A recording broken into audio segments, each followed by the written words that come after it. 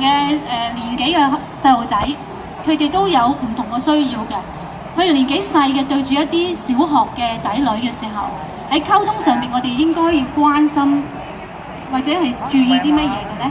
又或者當啲細路仔到大啊，去到青少年嘅時候，可能咧我哋嘅仔女係唔想同我哋溝通，我哋又點可以打開嗰個溝通之門咧？兩位有冇咩心得喺溝通層面上面？你可以講小學啊，周所以講中學，我都聽下喎嚇，我都有需要喺度。其實咧就我諗最主要其實改變咗我咧就係阿周 Sir 覺得佢其實好聰明，咁同埋咧我以前都知佢中意科學同埋中意神學嘅，咁但係因為礙於我覺得仲有好多嘢要做，有成扎嘢要做，我就唔得閒再去同佢發展佢嗰啲興趣。咁當我去改變咗呢個觀念，就係原來佢興趣真喺嗰度，我不嬲都知。我要接納咧，佢喺各方面要發展。咁跟住我嘅改變就係佢去再問地球喺邊啊？我哋嘅星球啊，各方面嘅嘢嘅時候，我又唔會再撳住佢咯。因為以前咧我就會覺得，得我答完你，你快啲温書；我答完你快啲温書，佢就成日都喺嗰度時間咧，就成日都發脾氣。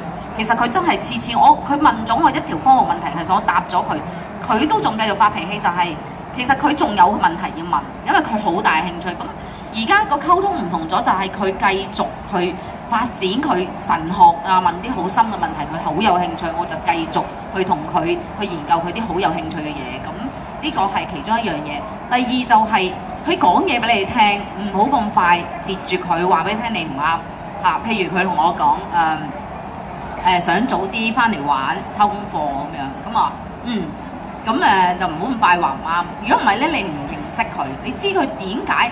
我其實都欣賞佢嘅喎。我覺得有時咧，即係其實初梗係接受唔到，後嚟諗下同身邊人分享，同啲長輩啊，最後咦你個仔幾醒喎，識得翻嚟要預多啲時間玩，所以佢先抄功課。嗱，抄功課係唔啱，但係佢同你分享第一，佢肯同你講。第二就係原來佢背後係點解要做咁樣嘢呢？原來佢想多啲嘅娛樂時間，多啲去有自己嘅空間同埋自由呢。咁要做翻呢樣嘢先可以令到佢唔再去做抄功課啊嘛。因為如果佢覺得冇時間嘅時候，佢咪繼續抄功課咯。但係如果你俾翻時間佢，佢係唔需要抄功課咁。我諗呢兩方面呢係我嘅一啲體會咯。周 Sir 可以分享下？我諗就另外一樣嘢，頭先阿 May 都啱嘅，咁但係嗰個情況就係咁樣嘅。大部分我見到而家個家長同個小朋友之間嘅溝通係咩嚟嘅？就係一係你講嘢俾我聽，一係我講嘢俾你聽。嗱，我講嘢同溝通有咩分別咧 ？OK， 講嘢就係我講就走㗎啦，明唔明啊？即係我吩咐你嘅啫。OK， 咁嗰啲唔係溝通嘅。OK， 溝通要有一個人喺度聽咗之後我講翻，我聽到你呢個之後，你有咩反應？咁呢個先係溝通嚟。咁所以我成日都好提議佢哋喺傾偈嘅過程裏邊咧，嗱點解我哋今時今日會形成咗一種講嘢嘅習慣咧？因為其實我哋好着重個結果啊，因為我講啲嘢俾你聽，嗱你今日咧就要做晒啲功課，因為點解啊？我着重個結果就係你要考好成績啊嘛，係咪啊？咁其實我哋講嘢嘅時候就好心急嘅，就係一句就要到位嘅，咁我哋咧就忽略咗個過程。其實溝通最重要係個過程，即係話我同我小朋友點樣建立關係㗎？因為佢覺得同我傾偈好好玩，佢同我傾偈嘅時候好開心，佢會翻嚟再揾我傾偈，佢會不斷咁樣好想同我傾偈，然之後我有咩都想同你講，係咪？咁嗱，我頭先講緊呢個就係話點小學同中學其實如果大家知咧，呢個好緊要。細個如果個小朋友好中意同爹哋媽咪傾偈嘅，你諗下去到佢中學佢暴風期嘅時候，佢遇到困難佢會點咧？係嘛？嗱，其他我唔知啦。起碼我自己嘅自身經歷就係，我有啲咩嘢我會翻去同我媽咪分享嘅，係咪？咁呢個就係我哋講緊溝通個過程去建立一個最重要嘅位置，個過程去建立嘅，唔係個結果去建立啊。所以譬如我同好多中學生啦，好得意嘅啲中學生嚟到我做一啲 case 就係佢同爹哋媽咪嘅關係好惡劣嘅。打爆部電腦啊，會掟啲嘢落地下啊，咁樣嘅，係啊，我係好激烈嘅佢哋。OK， 咁我最初係點樣去即係接受或者係接觸佢哋咧？其實就係俾佢講，明唔明啊？聽下佢講。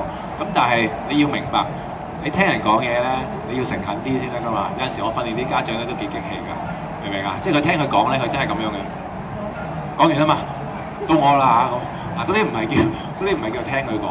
明明唔明啊？你真係聽佢講，你聽到佢用緊啲咩字，點解佢會咁樣樣？你諗下佢有咩動機，點係咁樣？OK，咁當個小朋友覺得你真係聽緊佢講嘢嘅時候，其實你已經成功咗一半，因為你已經同佢建立咗關係。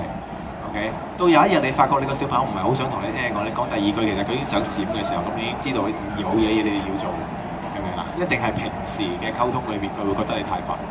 OK， 即係我哋所謂嘅審犯啊，咁呢個就出現咗啲問題。